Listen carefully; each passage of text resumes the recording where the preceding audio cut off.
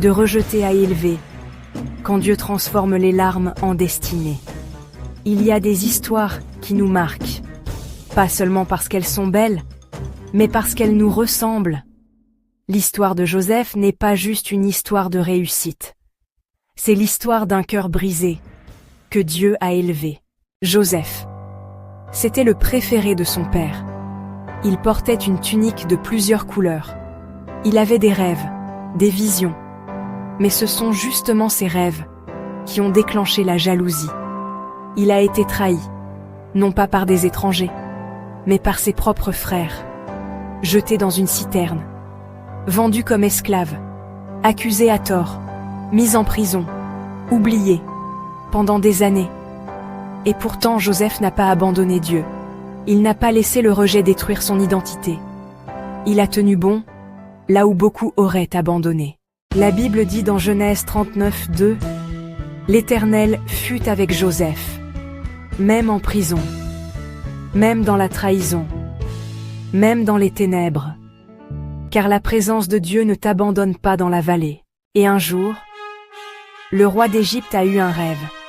Et Joseph, celui que personne ne regardait, celui que tout le monde avait oublié, est sorti de prison pour entrer dans le palais. En quelques instants, Dieu l'a élevé au-dessus de tous. De rejeté à élevé. De larmes à la gloire. De prisonnier à gouverneur. Pourquoi? Parce que Dieu ne permet jamais la souffrance sans but. Et toi?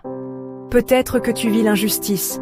Tu as été rejeté, mis de côté, incompris. Tu as peut-être même été trahi par ceux que tu aimais. Mais laisse-moi te rappeler ceci.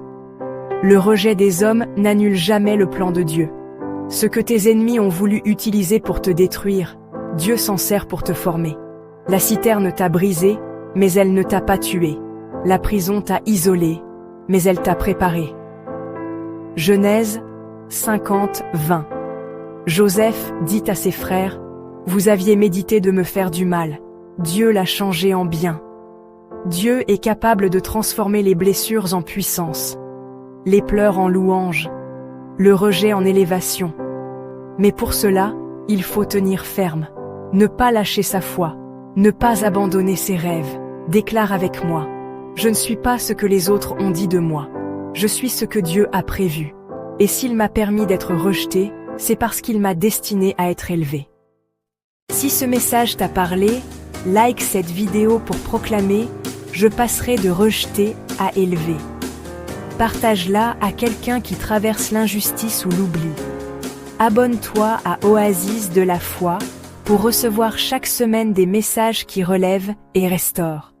Et n'oublie jamais ceci, tu n'es pas fini. Tu es en formation. Et Dieu termine toujours ce qu'il commence.